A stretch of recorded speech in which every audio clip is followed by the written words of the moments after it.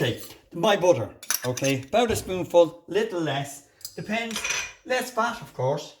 A little tiny piece of garlic salt, okay? Just a small piece, nothing too exciting. What we do is we will just melt the butter slowly. It's very important not to burn anything at this stage at all. Our next ingredient will be the flour, and this is a flour, yeah, we'll be using the flour, and we'll be putting all this together in, and it doesn't take a long time either, folks. So a few minutes and away you go. Let's just warm it up just a little bit more. I set the cooker here, and well, every cooker is different. My hob is, I just set it on around 5 and it melts the butter nice and slowly. Also, you'll need a whisk, of course. A whisk is good, but if you haven't got a whisk, you can use a fork, okay? A fork will do the same thing, but you just have to attend to this an awful lot. Because if you don't, it'll curl on you. It'll go lumpy. And once you do that, it's non-returnable, really. So what we're going to do is, we're going to wait for this butter to melt. Come on, melt up there for me. Come on, good boy. Come on, get into the melting system here. All right, let's turn it up a little bit more. We don't want to fry the butter. We don't want to see it sizzling in the bottom of the pan, because if you see it sizzling, you also you risk burning the butter. Can burn, believe me, it does burn, and it gives an awful taste to the sauce. Now, what we are doing now is waiting for that to melt, and as we wait for that to melt, what we'll do is we'll stir that around, get that down there. Come on, that's it. Now that is melted enough there at this moment in time. Add your flour. Okay, this is where, if you can make this correctly, it means that you're not going to have any lumps in your sauce. A nice smooth sauce. Look at that. How simple is that? Just a bit of flour and some butter, pinch of salt. The salt is not crucial. It's to your taste, by all means. It's to your taste. Now, we're going to just take that off the heat now for a few seconds. And I'm going to just pop it here. Can you still see it? Let me put that back in focus there, okay? Let me see. Go gentle with me now. Oh, wrong way. Let's go around this way. Yeah, there we go. Okay, so let's look at it from this point of view. All right, there you go. You have that's what it looks like. When you have it like that consistency, stop, take it off the heat, okay? Now what we'll do is we're going to blend in the milk. This 200 milliliters, very slowly, not all at once. Stir it in first until it becomes, as you add this, you will see that it's starting to just look like milk. Yeah, and it's blending in nicely. You see, this is where everybody makes the mistake making homemade sauce. They actually overheat this and it goes lumpy. And when it goes lumpy, you've had it. You've lost the plot. You might as well throw it out, or else pop over to Kay's Cooking. Okay, well, ladies and gentlemen, here we go. Right. Here we go. Now, this is that. Now, when you get it to that consistency, that's beautiful, okay? Now, I'm not making an awful lot of sauce. Remember, I live on my own, and this is not something that I would like to have lying around too long. Even though some people say you can store this and you can do this and that and the other. I don't think you can. Right. Be back with you now in a second. I'm going to get one of the most important ingredients in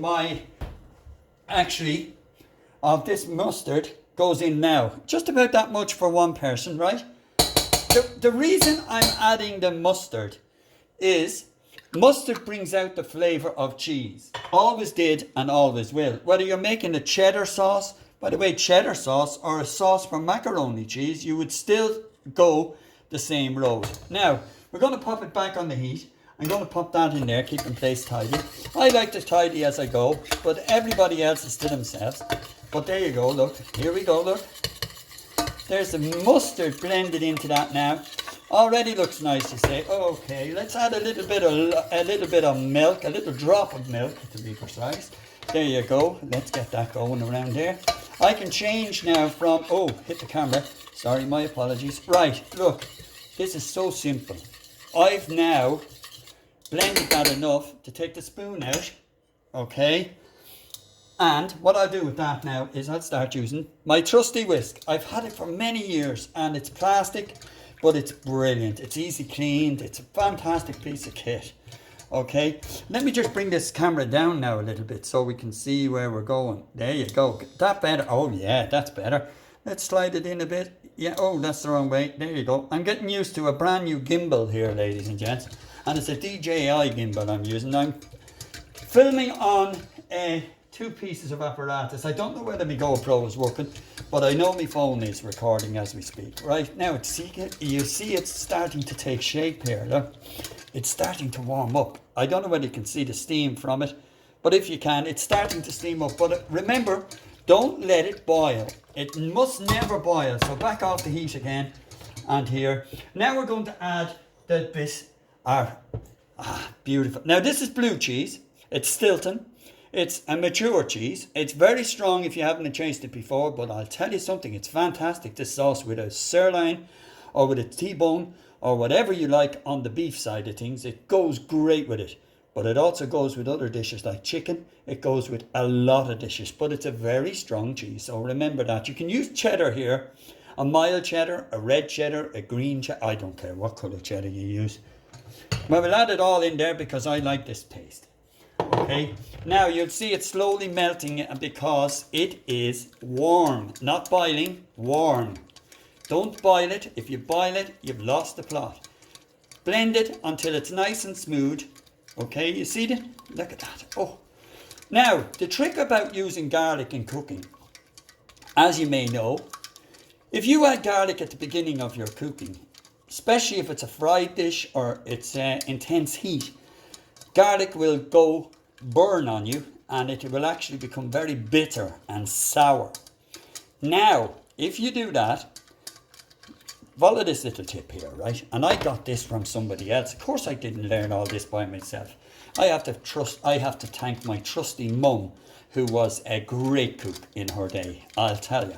And I miss her cooking, but I like doing my mum's recipes here. And this is one of them. This is the cheese sauce, and it is. We're just trying to wait until that, but it will break down as we cook it up. Right, off the heat again. A little drop more milk. We can see it's thickening up. Don't add all your milk at one go. If you gradually add your milk and then add it back to the heat for a few seconds, not too long. As I say, we don't want this sauce to bubble. It's not supposed to bubble. You don't need it boiling away here. You just need to have it nice and steady. As I say, I've turned it up to 6, but you could get away on 5. I've turned it down actually. There you go. It's gone back to 5 and we're still doing well. Yeah, we're still doing well. Oh, hit the camera again. Sorry, I do apologize. Right, now, this is where I was talking about the garlic. If you have the garlic, add it last, okay? Because garlic is beautiful. I love garlic. There you go. And that'll show you how much I put in there. This is almost done. Yes, it is. It's almost done. I dare you to leave a comment. Try it. Take your time. It's a fantastic. You can use this parsley sauce, bread sauce, the base, of course. You don't put all the blue cheese and everything in it, but you can do what you like with this. This is a great foundation for a white sauce.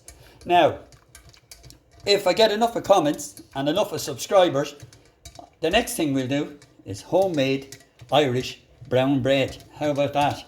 Okay, now this will steadily become a sauce, believe it or not. No lumps in it. Don't mind, the blue cheese is going to go down. I've turned the heat down. If I turn the heat up a little bit, I've gone very high here to 7 for a few seconds just to get it to take its consistency. And to me, it's just right at that.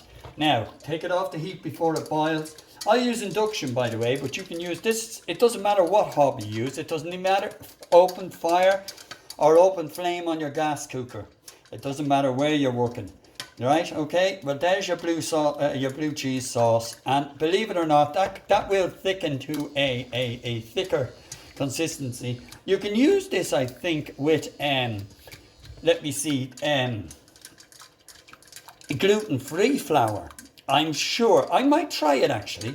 I would suggest if you're gluten intolerant, maybe you try it with some gluten-free flour. I'm sure there's no difference in it. The little lumps that's in that is the garlic, you can see, and garlic is beautiful, and it'll sit there now until I'm going to serve it today with some chicken breast. with some carrots, buttered carrots, and of course some broccoli, or sprouts, not broccoli, sprouts and mashed potato. Okay, ladies and gentlemen, thank you very much. Don't forget to subscribe if you can. I'd really appreciate it. Thank you very much.